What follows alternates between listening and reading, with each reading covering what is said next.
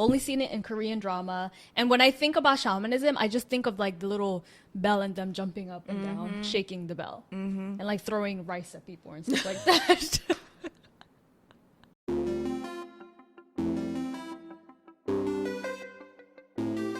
Hello everyone and welcome back to Korea Unfiltered. I am your host Paris Kagiri. Today I have a very special episode for you guys.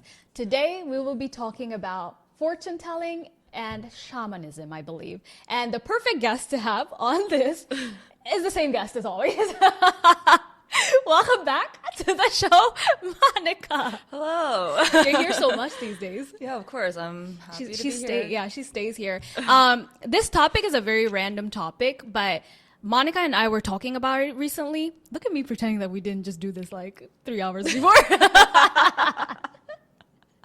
Literally, 3 hours ago, we decided to do this video because I think, unlike other countries, Korea is very heavy on fortune telling, but also shamanism.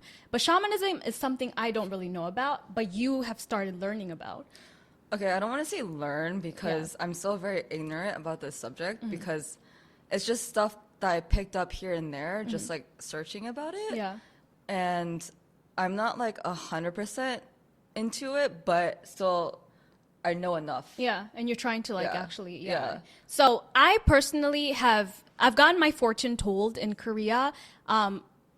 Is it still called the birthday one is still called a fortune, right? Saju. Saju, right? Yeah. It's called Saju in Korea. I've gotten my Saju done, but this shamanism thing is very new to me. I've only seen it in Korean dramas. But Monica has gotten, Both. she's done both. So she has the experience of both. I only have the experience of one. So I think because I only have the experience of one, we should start with the Saju part, the fortune telling part. Yes. How has your experience been with fortune telling? Oh, by the way, let me make this like statement. It's very common in Korea to get your fortune told. They have stalls everywhere for fortune telling here. Like some people in the West might be like, that's so weird. That's like devil worship or something like that. It's very common in Korea. Like anywhere you go, you will see a fortune teller somewhere. So recently there's a lot of tarot. Oh, tarot has cards been too. getting more like trendy recently. Even in like LA, everybody like reads tarot cards. Yeah, so like now that trend from the Western side is coming to Korea. So there's a lot of tarot and Saju readers that do both. Yeah. Oh, okay. Yeah. Yeah, I've never had the card thing done, but I've Yeah. had so for the one that I've done personally, it was you'd give them your name, the time you were born, your birthday. Is blood type a thing too? No. Is that only those three? I don't So remember. just your name, date of birth, and time of birth. Oh, that's it. And then they basically tell you your fortune from Yeah. there. So in Korea, it's called Saju because it's like the 4 pillars. So Sa, 4. Yeah. Saju. Yeah. So Yeah. in China, they also have their own method of doing it. Yeah. I'm not sure about Japan and other parts Asian of Asia. countries? Yeah. But definitely in China and Korea, they have this type of fortune telling system. And it's similar, but it's different. The way that they interpret your 4 pillars. So in Korea, they do it based on your name, your birthday, your time of birth.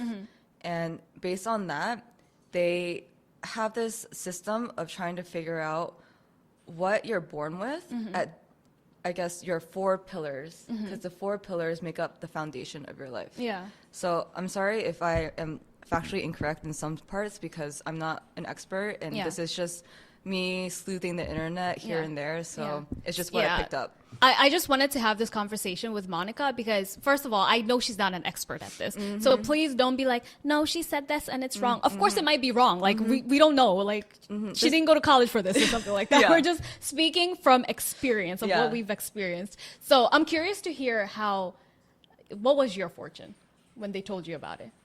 Okay, so basically, so these people, they are just regular people. They don't like, they're just people that want to learn Saju. They're a little bit like philosopher type, yeah, yeah. theology, Yeah. theologists. Like they're interested in that type of thing. So some of them get into Saju because it is somewhat related because it's like a Korean tradition cultural thing. Yeah.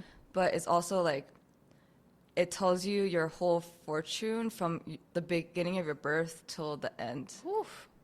And basically, the premise is that your whole life is destined. Yeah. So Yeah. you can't change things. Yeah. But you can take advantage of what you have and what you're born with to your advantage to make a better life for yourself. Or if there's something that's going to happen, you can kind of do something in a way where you can avoid that from happening. Wait, this is fortune telling, not shamanism? Yes. Oh, okay, okay. So, for yeah. example, maybe you go and they're like, you ask about what's going to happen this year. For example, my friend went and they were like, oh, be careful of car accidents this year. How do you avoid that? So they're just like, make sure like when you cross the road, You watch check. out? Oh, if you drive, try not to drive. Like try to like take taxis snap. or ask Yeah. someone, take public transportation. Yeah, Just yeah. like don't try to be involved with driving Oh, wow, or okay. be careful on the roads. Yeah. Or even when you're walking on the sidewalk, just be careful. Of course, yeah. And you can avoid it from happening. So you're more vigilant when it comes to cars. Right. So a lot of Koreans, what they do every New Year, they will go and get their saju read. Yeah, it's very common. It's a big thing here. Even if they don't believe it, it's just fun. It's just fun to know and learn. And because a lot of people go with like their significant other or with yeah, friends. like if you have a boyfriend or a girlfriend, you go together. Or with their families. And especially a lot of business owners do it because they want extra help on how to grow and make more money. So going back to the Saju experience, if you don't go to a person that is really good at what they do, because it's basically they have to study it. It's like a doctor. If you don't like, if you're not up to date with anything, if you don't practice, if you don't study, like keep like learning more and more, you're going to not develop yourself or get better at reading people's charts. So there are people who are not good at reading, and there's people that are really good at reading because they have a lot of experience with meeting a lot of clients, or they're just really good at it. Yeah, yeah. Because people just are good at like, Just naturally good at it. have Yeah, that. Yeah. So my experiences, I went to like a couple, maybe 4 or 5 different people. Oh, snap. Yeah, because I just like, it's fun. Like I just So wanna for you, it was try. just like a experience you wanted. Okay. Bet. But there's like this one lady, I went like 3 times because she's really good at like giving specific dates and stuff. And I would say it's pretty accurate. Maybe not 100%, but I can see what she meant when she said certain things. Yeah. So maybe it wouldn't be like 100%, like let's say the car accident thing. Maybe it's not completely like, it's related, but it's not like, oh, I'm going to get injured in a car accident. Yeah. But maybe like I was walking one day and by accident, my bag scratched a car. So it still has to do with cars. Yeah. It's just not an accident with cars. Yeah, it's not like well, an it's still accident. an accident. That Yeah. Yeah. So it's related, but not completely accurate in that Yeah. sense where she thought I was going to get hurt. Right. So I can see what she means. But so that's why like interpretation is really important. They need to understand. If you go to a Saju, they'll always talk about your childhood first, because that's the first pillar of your Saju. Yeah. And why they do that is because they kind of want to vouch for themselves the validity yeah. of what they're saying. Yeah. Because you already experienced it. You already went through your childhood and your like high school years, Exactly. college years. You really Yeah. know. Yeah. So they like tell you things to like make sure that, oh, here, I'm legit. And a lot of times, like the people that I go to that are good, they are right on the dot. For example, in my chart, when I was in my early child years, I had like this symbol that I was going to be lonely. Oh, snap. And I was a very lonely child, but like it wasn't because of me that did it. It Yeah. was just the circumstances that Your happened. environment, yeah. So like, for example, like both of my parents worked. So already like they're busy with their business and trying to make sure that they have food. We have food on the table. We have a roof over our heads and stuff. Having a very like stable life in a financial way. So I had nannies growing up, but I had one nanny, but she had to leave. So you switched nannies. And then I had another nanny, and then something happened and she had to leave. Yeah. So I had 3 nannies. And then at that point, I was able to go to kindergarten, so wasn't needed anymore. Right, because you're going to school now. So I'm going to school now, and now I'm in a new environment. I don't know what's happening, and like my parents, they're too busy, so like we didn't have like very like deep talks to each other growing up. Such a cultural thing. Yeah, so Talking it's like deep with your parents when you're in an ethnic household is no. right. It's just it's like, rare. it's very odd. Yeah. And so like going to a new environment as a kid, already having like a very shaky, like emotional disconnect with people growing up because there's so many changes. Going to kindergarten, and then suddenly we moved. Oh God! So the connections you made, you had to leave those connections again. Yeah, so we moved to a new neighborhood, but I didn't know we were moving, because my parents they didn't think of communicating certain things because they didn't think it was important. Like they just thought like, I guess the way that they treated us as children was just like, you're just gonna come with us. Yeah. This You're is our fine. property, so Yeah, it's fine. It's like Yeah. it's not a big deal. We're just moving. Yeah. It's a nicer neighborhood, whatever. So they think it's good for you, but technically it's like messing up your relationships Yeah, that you've so- established. I think that move and then going to another new school, it traumatized me. And that was when I went into first grade. And that was when I was around, 7 years old is first grade, I think. And so they were talking about that, like specifically that age area. But the loneliness. Yeah, that loneliness. That's so interesting. Your fortune is very different. Because for mine, it was like, what do you want to ask about? Marriage, love. Like Really? that's, yeah. Mine, the childhood thing, I never got. They It was would- just specific. Like, what do you want to ask? They for? would go through every single life Milestone? milestones with me so that they can like verify, like kind of make me like confirm that they are legit people. Like they know how to read. So clearly the person I went to was trash. Did someone recommend? No, so he's actually a famous fortune teller in Gangnam, and I had gone because this is not something I would just do. I think as a Christian, especially as a Christian who was born in Kenya, there's that whole thought that you should never let somebody tell you your future. You should pray for the future that you want. So I would never walk into a fortune teller by myself. So it was for a YouTube video, and that's how I ended up going. And they asked me what part of my future do I want to know. Yours seems like they started from childhood. Mine didn't even mention my childhood. Because actually, a lot of people, they're like, there's no point of telling you what happened in childhood because basically they think more the adult years is more important Than your childhood years. because you can't really apply anything because it already happened and you're a child. You can't right? change your kid years, yeah. Like you're a child, you just live your life. Yeah. Right? So they will go from my childhood to my early 20s and they would be pretty correct in the way my life turned out to be and the things I experienced, the things that I was struggling with. Yeah. And just like in general, things that I couldn't change no matter what, like all the moving I did, going to one company to another company to another, like, and also like moving houses and then going to Korea, like immigrating completely to different yeah. country, yeah. Like they were like, that's part of your sadhu, that you are supposed to do that. Interesting. This is gonna tie into your shamanism. It's so interesting that your moving thing, it was part of your fortune, and your shaman fortune was you going back to America. That's so weird. But that was okay. So it's a little bit different. So Yeah. I'll go about that later. Yeah, like the second half we can talk about that. But my fortune was all wrong. Really? Like from the beginning to the end, it was wrong. Like What I did they remember say? I had asked about love at that point because I was single when I did the Saju, and they said that year I would meet the person who would be my future husband. What year was that? It's 2018, 2019, 2018, 2019. This is when I met.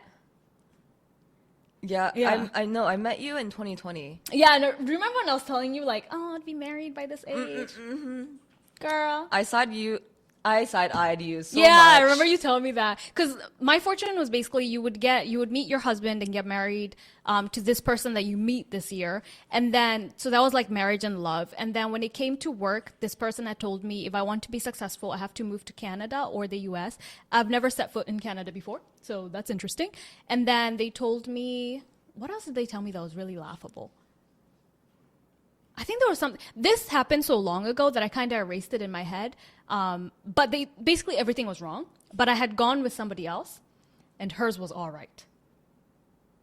Isn't that weird? But this person was Asian, so sometimes I always think it's like, could they read the Asian person better than they could read me? No, It's so weird though. Hers was correct because I would go with a non-Asian, Yeah, and they they'll would still get be things correct? correct. Yeah. Maybe it's just like the stroke of luck because her fortune was she would meet her husband and get married and have a kid in the same year. Happened. She got pregnant the same year she met her now husband. Are you sure they got your birthday right? Yeah, I told them everything right because remember I called my parents to ask like the time of birth and everything. But from beginning to end, mine was wrong. But my friend, from beginning to end, everything was right. So that's why I'm like, could they just not read me right? It was very strange. It was very strange. When I look back at it, I'm like, how is it that everything was wrong? Or maybe she got confirmation bias and was like, oh, because he said that I'm going to get married You know this what's year. funny? I hope she never sees this. I'm probably not going to put that in the video. Ooh, 'Cause she she's was so warned, and she's so Yeah. okay. So technically her Saju was right. The person she met, she got pregnant with, and she got married in the same exact year. Everything that I was told was wrong because I ended up breaking up with that boyfriend, and I didn't move to Canada, and like it was just like, huh? Like, have you never had a Saju that was like, Yeah, so wrong? I usually go to a place that is recommended by someone that I know Yeah. because that's how you find someone that's legit, right? Yeah. But I went to this place just on a whim. We were just walking, and then we just saw something. We were just like, hey, why not? Yeah. And so we went in, and it was like one of those places where it's obviously very commercialized. So it's just like a store, like a building, not a building, a store with like booths, and there'll be different people there. Yeah. And so I already knew it was just not going to be like the greatest, but I didn't realize it was going to be that bad because she would be like going through it and she'll be saying stuff, and I'm just like, that's not right. That's not right. And that's not right. Like the biggest like whoa was like when she was like, oh, it says right here, like you and your brother are really close. Oh, you and your brother are not close at all. And I looked at her, and I know I can't hide my You can't, facial yeah, expressions. yeah. I looked at her and I was like, no. That's wrong. It's like, Yeah. I don't even talk to him. Yeah. We don't And do that. she's like, oh, and it's like, maybe it's like, It turns to later be, like, on. really awkward. Yeah. Because now it's like I've spent my money and you're lying to my face. Yeah, I know what you Or mean. like, you don't know how to read it. Or by that time, I already like did my like very like surface level research. yeah, So I kind of yeah. already knew why she was saying certain things, but I knew she wasn't reading it correctly because did not do enough studying. Basically, I did more than her. It was She just did. a money grab. Yeah. Because most of these booths are usually money grabs. Yeah. Because it's an easy money grab, especially when people are broken. Right. It's easy money grab. You know, like the legit people are the ones that do it in their own home. Facts. If you're setting up a booth in like Hongdae where all the foreigners No. are walking around, it's probably fake. Yeah, it's fake. Yeah. But I honestly thought the guy that I had gone to was gonna be legit because he's famous in Gangnam for doing this, for being like a fortune teller. But mine was just so wrong. How much you pay? I didn't pay. It was for girl. I would never pay. Okay. I would never pay. Let me go and kneel and pray to God. Like that's way easier for me to do. So I didn't pay, but it was just baffling how wrong it was. And I remember he was like, "Oh, you shouldn't date Korean guys. You should date gyopos." And in my head, I was like, "Wait, you know, somebody would technically be like, you should date guys who are not Korean." But this person specifically said gyopos. And I was like, is it because I'm living in Korea or something? Because you can say just date foreigners or date non-Korean Koreans. The way it was like, the way he put that sentence was very odd. The way that he just assumed that you'd be into just Korean men. Right? Ew, not that I think about but, it. Yeah. You know, I've noticed that it's not like, I'm not saying that women are better at reading or anything, but the one Saju guy that I went to a couple of times, he was a little bit like reading my chart in a way where I was kind of like not turned off, but kind of like, I know what he's trying to say, but he's interpreting it in such a very harsh way, like very too much. Yeah. where he wasn't looking at anything else. He was just focusing on that one thing, because I know it's really strong in my chart because I have it multiple times. Yeah. And basically he was telling me that I was a bitch. Oh, He was like, oh, like in a place environment, like you work well with other people, but especially with men, you think that they're a little bit slow, that maybe you're a little bit too harsh or a little bit very stern with them, more than you should be. Yeah. But like, I do see like, men also like kind of like are a bit, up from a bit they're intimidated, wary of you, right? yeah. But then the way that he said it was like, you're a cunt ass bitch. I think I triggered him. I think I reminded him of someone that he knew. Yeah, maybe he was like, I've met a girl like you before. Yeah, because I was just like, I'm not like that when I'm working, especially like I see what he means, but at the same time, The that's phrasing, not that he made it sound like that was like my identity. Yeah. They do tend to do that. I'm like, man, there's other things on my chart. Can you please read that? Yeah. Can we move on from this? Would you, before we go on into shamanism, would you recommend fortune telling to people?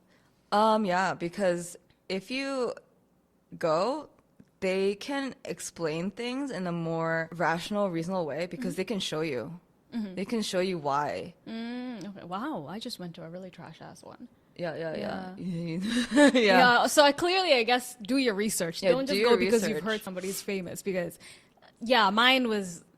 If I was asked from my experience, would I recommend it? I would say no. But clearly, because you've gone to people that you feel like read your chart right, you would say yes. You know what I mean?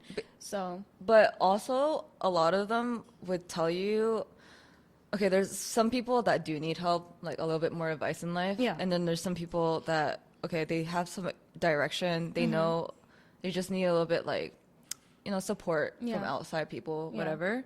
So sometimes, some people, they will go not just once a year, they will go like once a month, Oh, snap. once a week for like, let's say shamanism, because they are so dependent on these people for advice, because they don't have anywhere to go, because mental like Stressors or something. mental stress, but also going to see a therapist or Yeah. getting outside help Yeah. is kind of a little bit iffy, especially for the older generation. Yeah. So going to see these saju, going to see these shaman is a way for them to get that therapy, to also like release stress and get that advice from a third person that is not going to judge them in that way. Facts. But also saju, rich people do it. Yeah, a lot of people do it.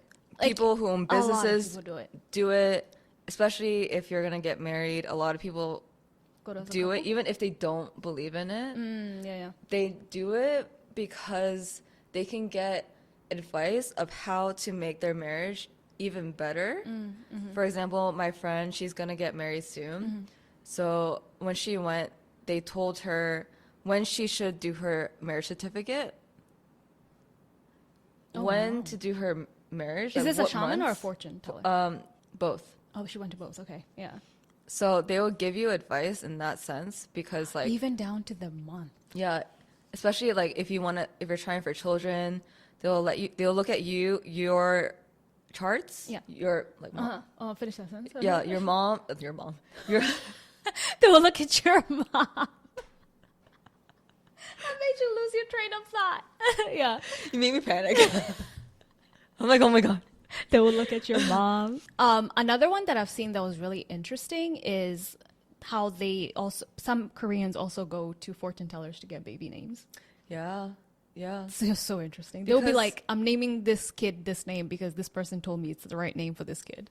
But because I don't have a Korean name, because my Yeah. parents didn't give me one. Yeah. But usually what they would do, if you do have a Korean name, they will like count how many strokes there are in your Yeah. hanja. Yeah.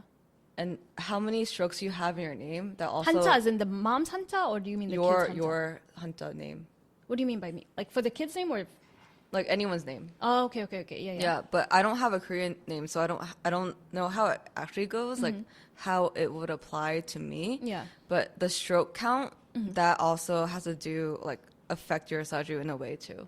So it affects your destiny, and that's That why is so interesting. getting your name Yeah. is really important, And also, They do say your name is your destiny or something like that. Yeah. and like if you're thinking of having a child, Yeah. they'll tell you when to have a child, because they can make So? your kid's saju in a way where it's like beneficial for the kid.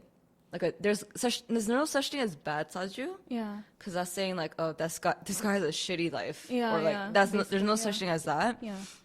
But how can we make someone's saju in a way where they can get really lucky in life? Would you, this is slightly a personal question. When you get married and have kids, would you go to a saju to see when you should lay down with your husband? To do the boom boom for a baby?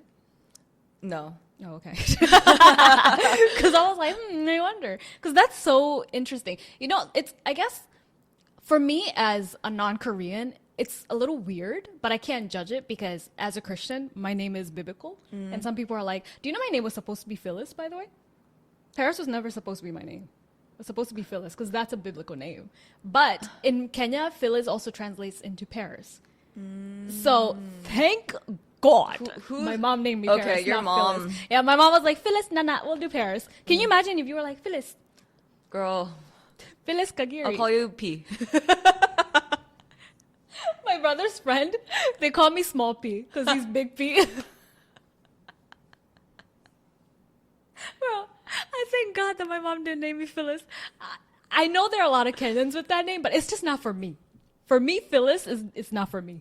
Yeah. It's not for me. I No, just no, can't no. see myself being Phyllis Kagiri. No. It's not. There might be a Phyllis Kagiri out there, by the way, because it's such a. There's nothing wrong with the name. There's nothing. It's not for me. That's Yeah, what I mean. yeah. But that's why I'm like, I feel like if some people who hear this, they're gonna be like, oh, biblical names are so weird. Just like I'm like, oh, having someone name your child through like, you know, their destiny is so weird. But technically, it's not really even weird. It's just interesting. Yeah, it's 'cause, like, so interesting.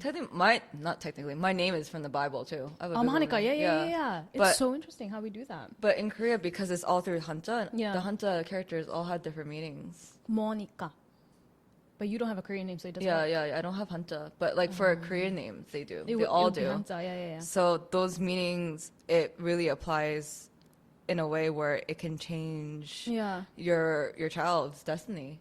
I which wonder is- if I was Phyllis, it would have changed my destiny. Well, first of all, it's not fortune telling, so that doesn't work. It's just a biblical name. It doesn't work. I do wonder how my future would have been if I was named Little Phyllis. Moving on to shamanism, because this is something I have never tried before. I've only seen it in Korean drama. And when I think about shamanism, I just think of like the little bell and them jumping up and down, shaking the bell, and like throwing rice at people and stuff like that. This is stuff that I've seen in Korean dramas. You know what? I don't blame you, because I'm gonna sound really ignorant too, Yeah. because I don't know any of these terms, because Bless you. they're all in Korean and it's not very used because it's only used in that industry. Yeah. And technically, shamanism is a religion. It's a recognized Korean traditional religion by UNESCO. I believe look it's at UNESCO. You finally I- finding the word. We were talking about Yeah. UNICEF. It's UNESCO. So it's internationally recognized as a Korean Religion. religion. Yeah. And obviously there's not a lot of people that believe in it, like practice it. So basically what shamanism is, there's certain people that are chosen to become shaman, and they have no choice. Oh wow. It's either do it or die. Oh wow. Like you will perish. You will be sick. You will be hospitalized. People around you will be getting injured and Because sick. you're not accepting this Yeah. destiny. Oh wow. Those are the signs that their gods are giving them, their ancestors are giving them to show them, like, do it. This is your calling. Because basically, it's servitude. Yeah. It's religious servitude, because it's not just you're serving your gods Yeah. that you're Serving your taking with you through your life. This is the words that we were trying Yeah. to find. Yeah. But you're also, the main purpose is to serve humanity and to help people. Yeah, through life, right? Yeah. It's in a way very unfair for The them. person who are chosen. Yeah. Because not everyone wants to become a shaman, right? Because it's not easy. Mm-hmm. From what I saw, they need to basically cut off from the rest of the world. and like live in this place, right? I mean, they live around Normal us, houses? Ah, okay. like Yeah. in regular houses, but what they would have to do is that they would have to pray every day, Mm-hmm. not just in like their home shrine that they set up, but they need to go to certain mountains and pray there, travel around Korea. Oh, wow. And while they're traveling, some people will like do like work to help people, like pilgrimage almost. Okay. Yeah. Because like different parts of Korea, there's different energy that you can get. Because Korea has a lot of mountains, and I guess a lot of mountains have like this sacred energy. Yeah. Especially the northern side of Korea. That's what I heard. So anywhere you see temples, like Buddhist temples, it's usually that area is like there's good energy. Basically, shamanism and Buddhism is completely different. They're not the same religion at all. Okay, yeah. I'm gonna sound a little bit ignorant because I'm not 100% sure. Yeah. There's some overlapping God, because there are Buddhist statues Right. in the part of the shrine. For shamanism. Yeah, for shamanism. Okay. But it's not, I don't think it's actually Buddha. Maybe it's a different deity that I'm not sure about. But in general, there's many different deities. But basically, if you're chosen, you have a certain God that you're the most closest to. And that God will kind of help you in your endeavors to help people. So basically, they give you a gift. Like, for example, maybe they'll help you see fortune better, or see the future better. Or some people, not everyone can see ghosts, but some people can. Sounds like a scary one. Yeah. Or like there's something about the gift that they're given so that they can help other people. Right. And a lot of the times, their ancestor, they'll have an ancestor that will be helping them, like guiding them and helping them with their one-to-one consultations that they will have with people. And they will be the ones that are really helping them to give them information. So not everyone has it, but no. It's hard to explain because every shaman is different. Their team is different. Yeah. Because there's so many different gods, but I don't think they have every single god that is part of their team. And what made you go to the shaman? Because they don't look at your saju. So all they need, sometimes they do ask for your birth date and your date of birth, the time of birth, but some don't.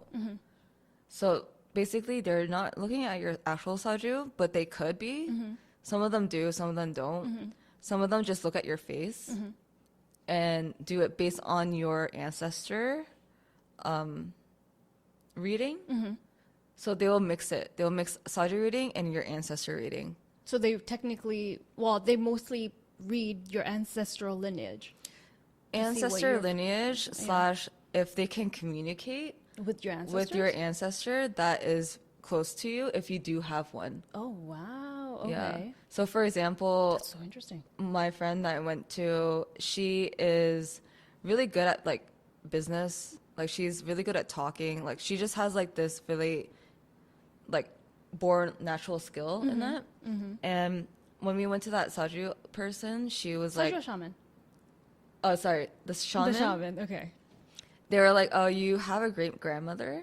She was really rich when she was alive. She had successful businesses, and she's actually around you, helping you in your career endeavors.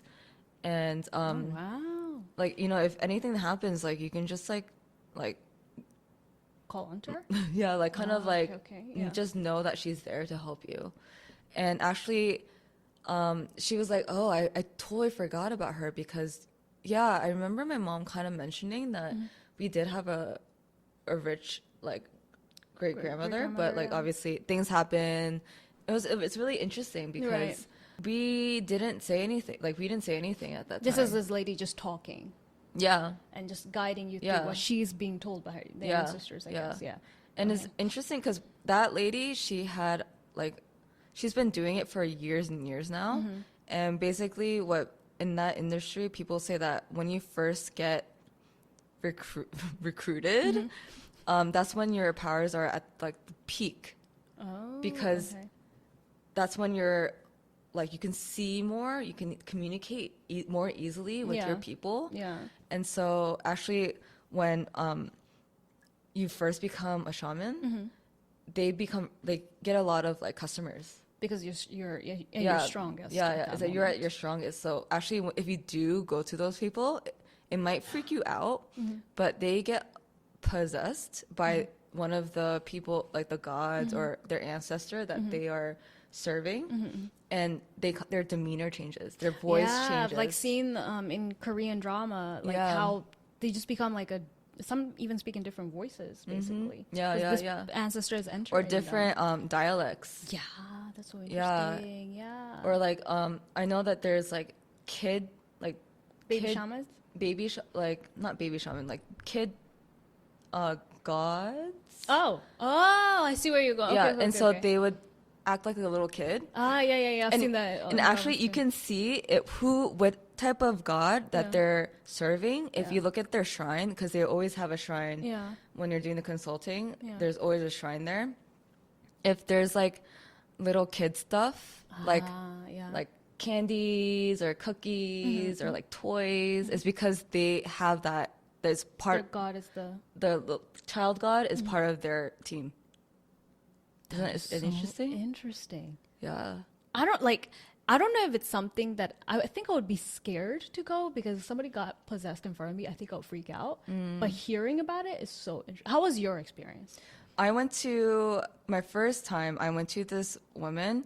She is known to be like the top of the top. Like she is the queen of shaman, like the industry, let's say. Yeah. Because even other shamans will go to her for advice. That's how big she is in that part of the industry. And I went to her, and my God, I felt like when she looked at you, you feel like she's reading you in a way where it's just like she's looking at your soul. Oh my God. I don't know if it's just her eyes, her demeanor, but it was just like I felt naked. And she's just seeing everything. Yeah, and wow. The first thing that she said was about my past. And she said specific ages of when something happened. And they were all accurate? I don't know if I would be ready for that. That is scary. And they can feel the emotions that you were feeling. Yeah. As this is being read? Yeah. Yeah. So sometimes, like, one of the reasons why a lot of older people will go is because they can console them because they can feel the feelings. Right. They're like, oh, I feel so frustrated for you because I can feel it right here. Or, like, I can feel, like, tears, like, welling in my eyes, and I just want to cry for you. Oh, my goodness. Because, like, this happened to you. Yeah. When you get confirmation from someone else, it's like a release. Yeah. So a lot of older people go for them for that type of advice instead of going to a therapist, because technically they are therapists in a way. And just the therapist can't feel what you're going through. They're just trying to study what you're going through. Yeah, so that was my first experience. Is just like I was just like kind of shocked because I went there with no expectations. Like I didn't know what was gonna happen, and the first thing that she said was just like traumatizing me, going through all my traumas one by one. I'm like, okay, I understand that you can see this, but can we move on? Can you chill out? Yeah. And she was just like, at the end of anything, every shaman that I've been to, they always said the same thing. Like, you don't need to come here anymore. Like, you don't need to get your reading done because everything will be okay. Like that actually would make me feel more rested. And she was like, calmer. she would give me advice, but at the end she was just like, there's no need for you to come back and like go to see other people. Like everything will be okay. Just believe in yourself.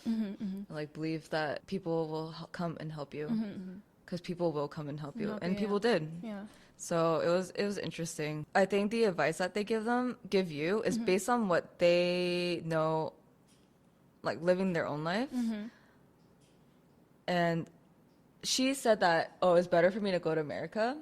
Yeah. But because that time I was going through a really like not so good time in my mentally. And I think she said that so that I can release that and kind of release the tension that I was having with my family, especially with my mom. But I didn't agree with her then, because I knew being in Korea was better for me. for my career and my self-development in general. But now looking back, I understand what she meant. Yeah. Because she wanted me to reconcile with my your moms. mom. Yeah. And kind of get that a place to breathe and relax a bit and have a little bit less responsibility. But That's true. It is less responsibility to go back. Yeah. I didn't listen. Now, do you regret not listening? No. Oh. Because you know what she said, and then she was like, "You're gonna be okay. You're gonna be fine." Oh, so it's like either way, if I go, if I don't go, I'm gonna be fine anyway. Yeah. So. Yeah. Interesting. Oh, okay. I don't know. Would you recommend shamanism to people who are non-Koreans? Yes and no. If you know Korean, yes. If you don't know Korean, no, because they don't.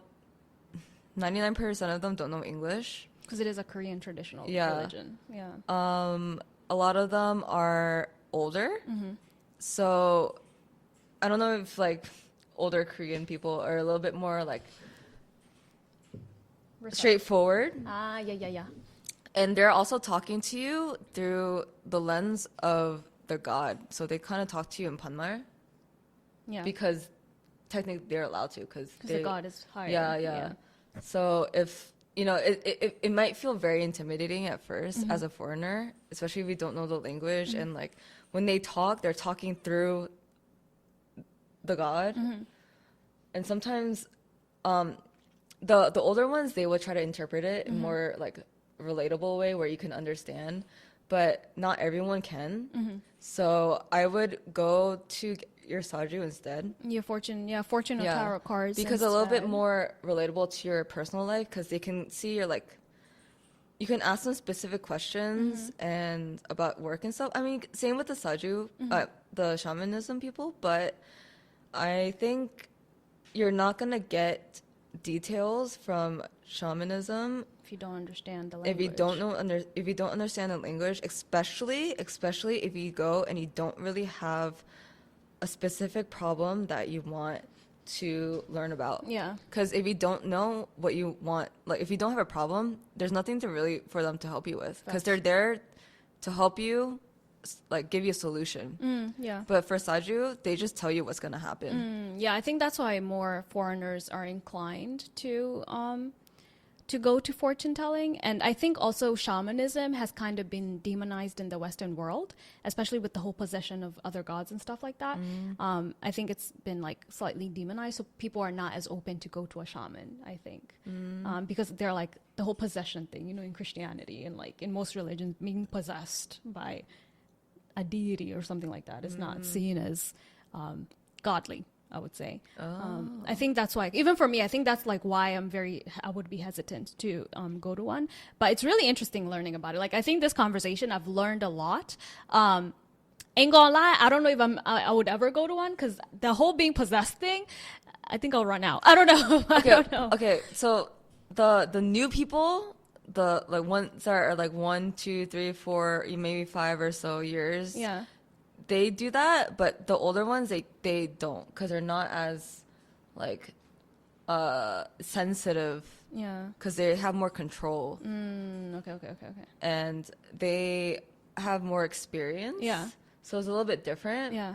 I mean, some people say like, oh, the older ones, like they're a little bit out of touch with like, they're not as like Modern. like know how to like communicate with their people as like closely. Yeah. Than like the newer ones. Yeah. But I do think the older ones know how to give better advice Gotcha. and give you better solutions. Well, so there it is, guys. If you guys are interested in shamanism, we're not experts here in any way, shape, or form. Yeah. So if you do want to go to a shaman or even fortune telling or tarot reading, make sure you do your research first. This was just us telling our experience with it. Well, I've never been to a shaman, but yeah.